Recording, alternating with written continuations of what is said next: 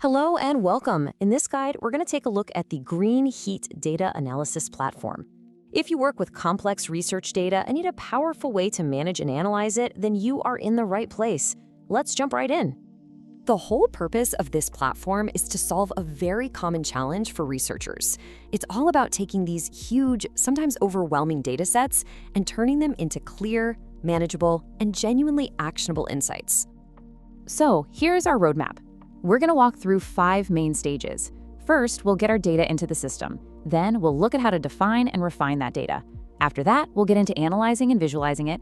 Then we'll build the underlying logic with symbols and equations. And finally, we'll put it all together and execute an interactive model. All right, first things first, we have to start with uploading our data. It's the foundational step, right? You can't analyze anything until your data sets are successfully imported into the platform. Getting your data in is actually a pretty straightforward 3-step process. First, you'll navigate to the data source area. Second, you'll upload your CSV files from your computer and link them. And third, you'll select the specific sheets from those files that you actually want to work with. Let's see how this works in action. We'll go over to the Raw Data Table tab and click on Data Source. Click Upload CSV tab. Click on Choose Files to upload multiple local CSV files. We are uploading 3 CSV files. For ease of viewing in this demo, we uploaded our CSV to Google Sheets. The data shown in this demo is for demo purposes only. Click Link CSV to load the CSV files after uploading them. Head over to Select Sheets button. Check the boxes for the specific CSV files you want to use in the system.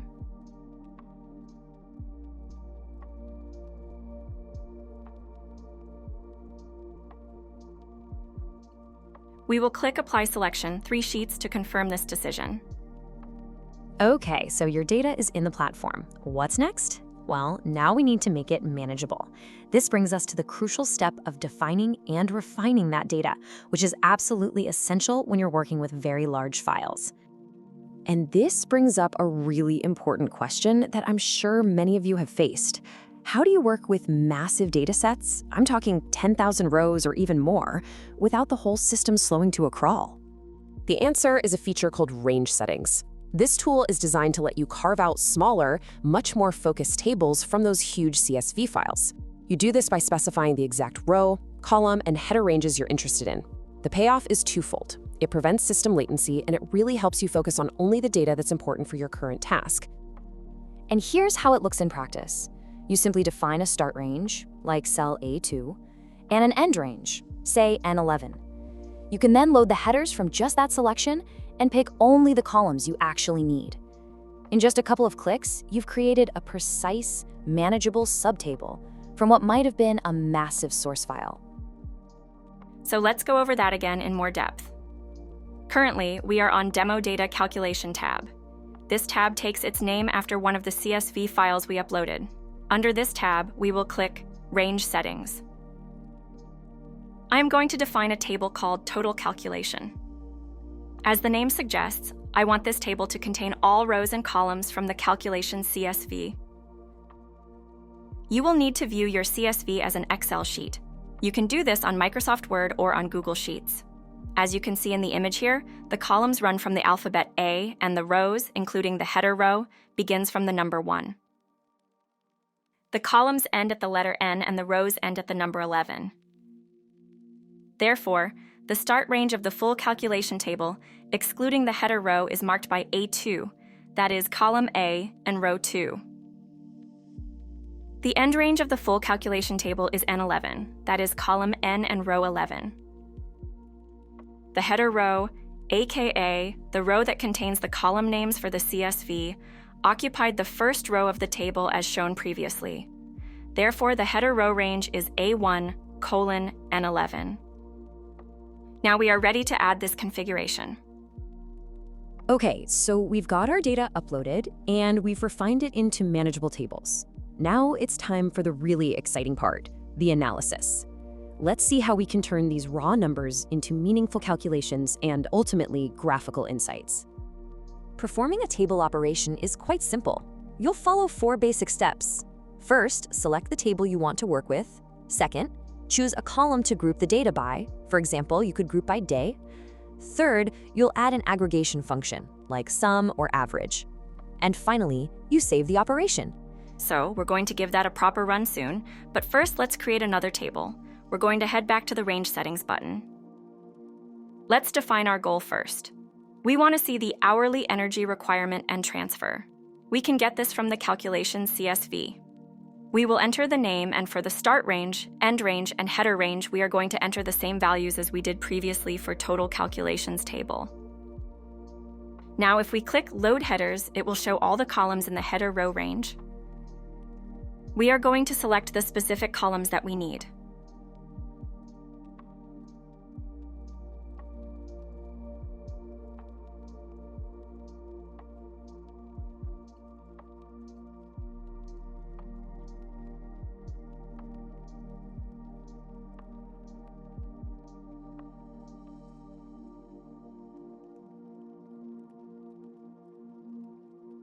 Now we created a new tab successfully, named Hourly Total Requirements and Transfers, under the Demo Data Calculations section. Awesome. We can now move on to table operations. Our data source provides us with hourly data, however, someone might want to know the daily data, right? That's no problem. We can simply create an operation to aggregate the daily data. Click on Select Source Table. Select Hourly Total Energy Requirement and Transfer. In order to get the daily data, we should group the table by day column. Now we will aggregate the columns for which we want the daily data. Click on Select Column to select the required column.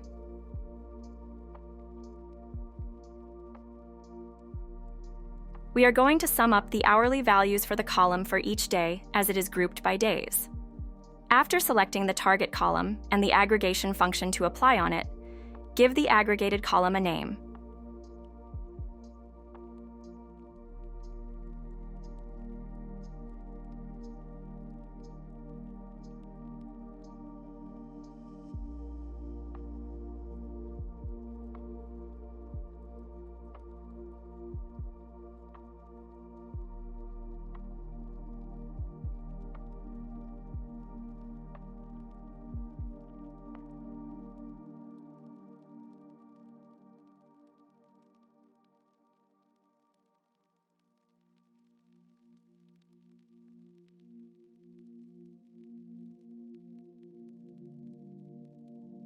We can preview the operation on the table before saving the operation.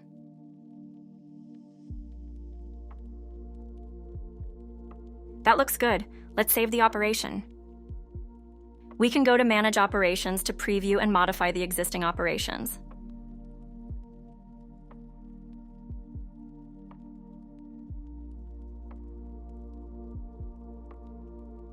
We can edit the operation with the Edit button anytime we want. Now, if you head over to the Visualize tab, this is where you can bring that analysis to life. You'll start by selecting the table or the operation you just created. From there, you can pick a chart type, define your X and Y axes. You can even plot multiple columns on the Y axis to compare different variables. One quick tip, just make sure to set the data sampling to 100% to ensure you're graphing the entire data set. And once your chart is configured just the way you want it, you can pin it directly to your main charts dashboard. This effectively creates a personalized hub for all of your most important visualizations, giving you quick access to enlarge any chart with a simple click. To start, we'll click on Visualize. Then we will click on Select Subtable. We will select the table Hourly Total Energy Requirement Transfer. We can select a type of chart.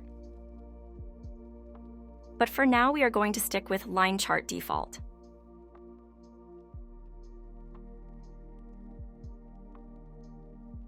Let's apply the aggregation we just created on our table.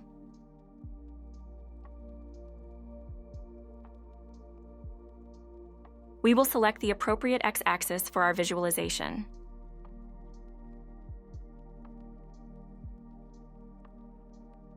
Then we will select our y-axis.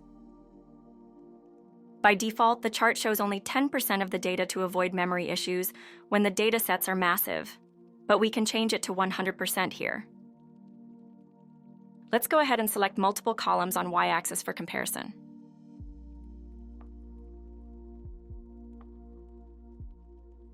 Once satisfied with the chart, we will enter a name for the chart. Now we can click on Pin Chart. After pinning the chart, we should refresh the page. The chart will be added to the chart's dashboard. We can enlarge the chart by clicking on the eye icon.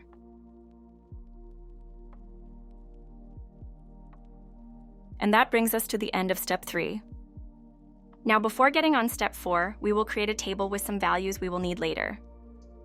Imagine you have hundreds of input parameters, because that's how the raw data came, but you only need to focus on a few parameters. That's what we are going to do here. Let's start with the range of data. The start range is marked by A8. That is column A and row 8. And the end range is marked by C9. That is column C and row 9. The header row starts at A1 and ends at C1. In other words, the first row in the CSV is the header row, spanning across all 3 columns. Next, we have a header column here from A8 to A9. As you can see, in row 8 and 9, the labels set indoor temperature for day and night under column A are actually headers for the actual values, which are 21 degrees and 18 degrees Celsius. Now, if we click on headers, we can see all the row headers from our range configuration. They are parameter, value, and unit.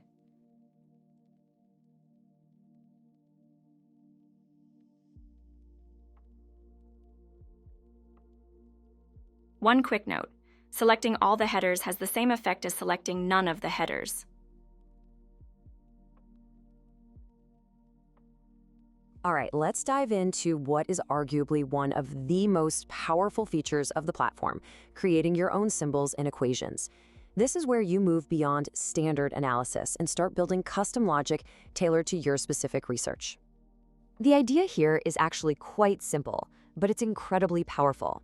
You're taking a raw data value, let's say 21 degrees Celsius, and you're assigning it a symbolic representation, like TI. This abstraction is the key that unlocks the ability to build complex, reusable equations. Of course, for this to work, the platform needs to know exactly what each symbol represents, so you have to explicitly define that link. First, head over to the Symbols and Equations tab. We must follow the LaTeX format to assign a symbol to the variable. The symbol TI represents the indoor temperatures, both for day and night, as shown in the table previously. Now we know what TI represents, but the system doesn't. We need to first tell the system which CSV the symbol TI is associated with. That would be the demo data input CSV. Next, we must select the table we created from the demo table input CSV.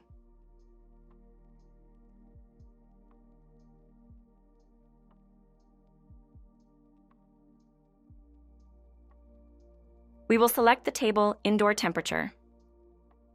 Under column header, we will select Value.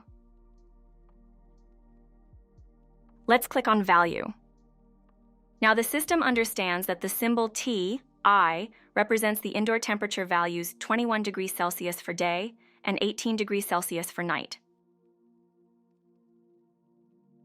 Next, let's create an equation with the newly created symbol. Expand the Equation Builder section. We will start entering an equation in LaTeX format. X is equal to 5.5638, followed by a multiplication sign. Remember, the symbols must be in LaTeX format. If you need help with a LaTeX symbol, the predefined symbols will assist you. Clicking on the multiplication symbol entered the correct LaTeX format for the operator in our equation editor. If a symbol isn't visible in the predefined section, use the search bar. I am looking for exponential function e. Click on e to the power x. Now we have our equation. You can see the rich text format in the preview. Replace the x with the symbol for indoor temperature, Ti. Finally, give a name to the equation. And then click on Save. Here, for example, we're connecting the symbol T to its precise source, a specific CSV file, a particular table within that file, and the exact column where the data lives. And here you can see the equation builder in action. You'll use LaTeX format to write out your equations. To make this easier, you have a list of all your predefined symbols right there for reference. And one of the most helpful features is the real-time preview, which shows you the rendered equation as you type, so you can catch any mistakes immediately. And that brings us to our final section, executing your interactive model. This is the culmination of our work. It's where preparing the data, creating table operations, and building custom equations all comes together to produce a final result. The model itself is represented by this interactive flowchart, which is completely customizable. By entering edit mode, you can really tailor this workflow to match your research process. Let's check that out quickly in Interactive Model tab. You can add new nodes in the workflow if required. You can customize individual nodes to your liking by clicking on the node. You can edit the title of the node.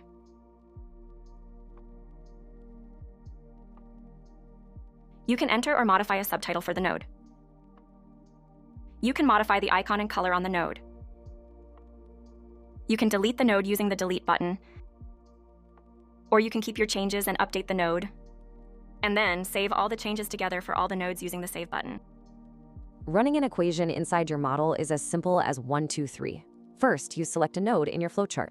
Second, you pin the specific equation you want to run to that node. And third, you just click Execute. Now that I saved and exited the edit mode, let's click on a node. We will click on the Pin button, as mentioned. Now we will click on the equation. We will click on Execute button to execute the equation.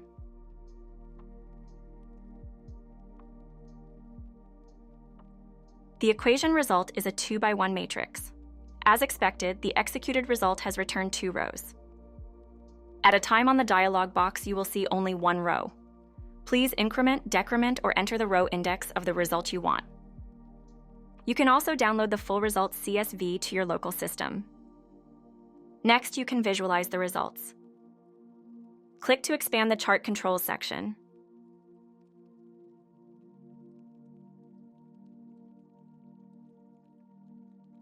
Select the required configuration for your visualization.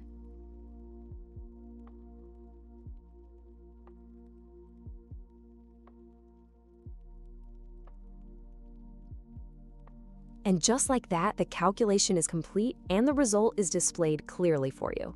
In this case, our equation has returned a 2x1 matrix, which is exactly what we were expecting based on our inputs.